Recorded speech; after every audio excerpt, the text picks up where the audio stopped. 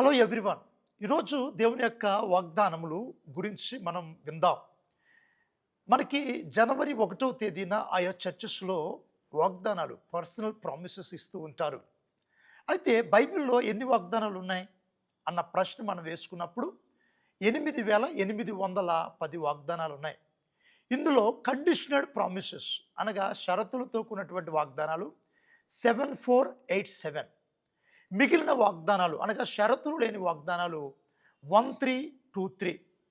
ప్రియమైనటువంటి వాళ్ళారా, దేవుని యొక్క వాక్యములో అనగా హెబ్రీయులకు రాసిన పత్రిక 10వ అధ్యాయం 23వ వచనములో ఒక మాట ఉంది. వాగ్దానము చేయువాడు నమ్మదగినవాడు. వాగ్దానం అనగా ఇంగ్లీష్లో మనం ప్రామిస్ అని చెప్తూ ఉంటాం. దేవుడు ఏదైనా ఒక ప్రామిస్ చేశాడు అనుకోండి, అది తప్పనిసరిగా నెరవేరుస్తాడు. మనం ఇప్పుడు వరకు వాగ్దానాలు ఎన్ని, అందులో షరతులతో కొన్ని వాగ్దానాలు ఎన్ని, షరతులు లేని వాగ్దానాలు ఎన్ని చూస్తూ వచ్చినాం. అయితే ఈ వాగ్దానాలు పొందుకోవాలంటే మనకు ఉండవలసినటువంటి యోగ్యతలు ఏమిటి, లేదా అర్హతలు ఏమిటి అన్న ప్రశ్న మనం వేసుకున్నప్పుడు మొట్టమొదటిగా మనకు ఉండవలసినటువంటి యోగ్యత, అర్హత ఏమిటంటే మనము క్రీస్తు నందు ఉండాలి.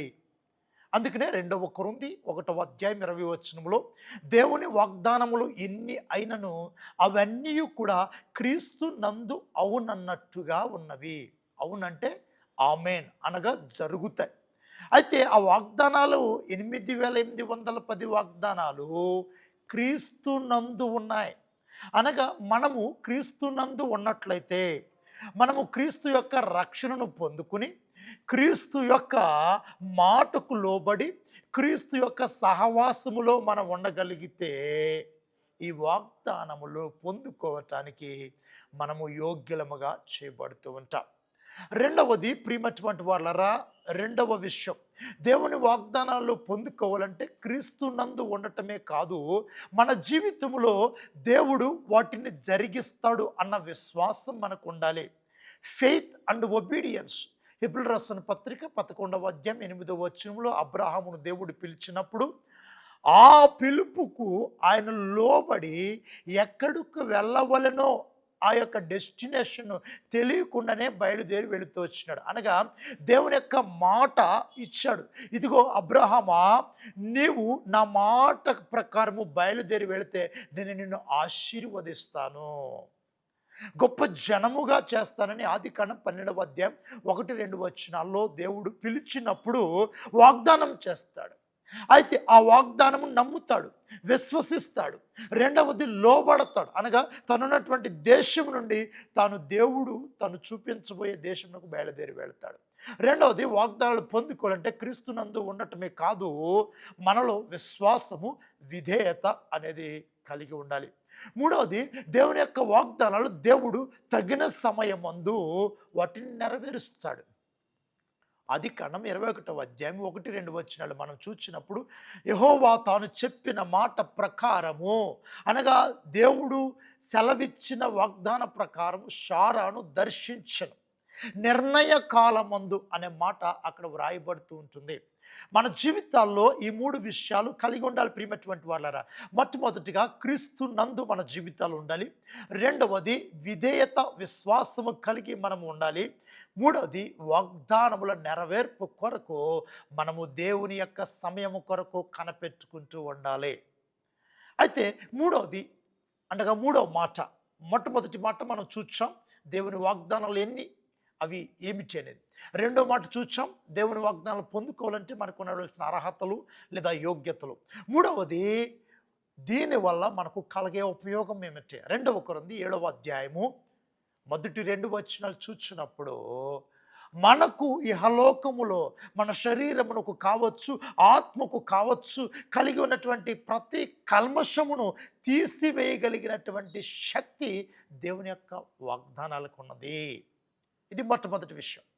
అలాగే 2వ పేతురు 1వ అధ్యాయం 4వ వచనం, అమూల్యమైన వాగ్దానాలు మనకు ఇవ్వబడ్డాయి. ఎందుకు ఇవ్వబడ్డాయి అంటే ఇహలోకములో ఉన్నటువంటి కరప్షన్ నుంచి మనం తప్పించుకుని, yes, we must escape from the corruption and evil things.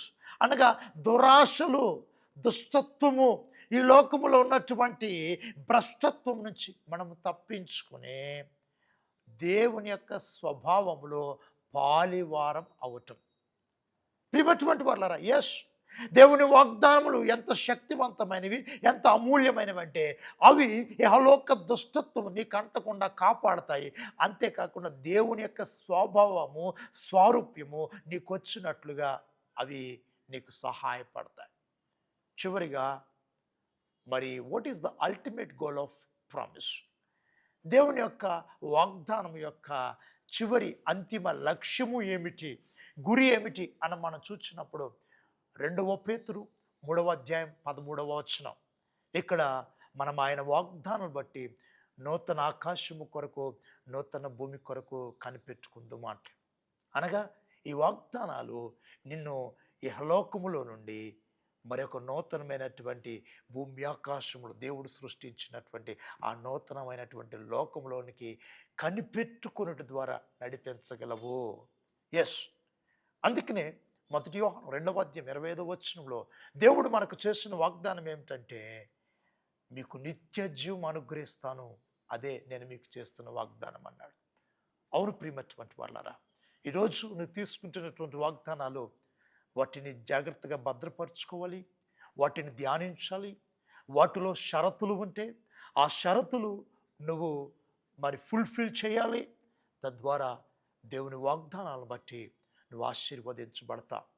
For example, Y S Rajasekhara Reddy గారిని మనం చూసినప్పుడు ఆయన ఈ వాగ్దానాలు ఎవ్రీ ఇయర్ తీసుకున్న వాగ్దానాలు పెద్ద ఫోటో ఆల్బమ్ కట్టించుకుని వచ్చాడంట. వారి సిస్టర్ గారు అనగా విమలారెడ్డి గారు నాతో ఒకసారి పంచుకుంటూ వచ్చినారు. ఏమిటంటే, ఇదిగో మోహన్, ఈ వాగ్దానాలన్నీ కూడా మా అన్నయ్య నమ్ముతూ వచ్చారు, తద్వారా దేవుని ఆశీర్వాదాలు పొందుకుంటూ వచ్చారు. నేను మనము కూడా దేవుని వాగ్దానాలు తీసుకోవటం మంచిదే, అయితే వాటిని ఫుల్ఫిల్ చేయాలి, అనగా షరతులను మనము ఆ కండిషన్స్ని మీట్ అవ్వాలి, దేవుని యొక్క ఆశీర్వాదాలు పొందుకోవాలి. దేవుడు మిమ్మును మీ కుటుంబమును ఆశీర్వదించును గాక. Thank you and God bless you. Wish you happy new year.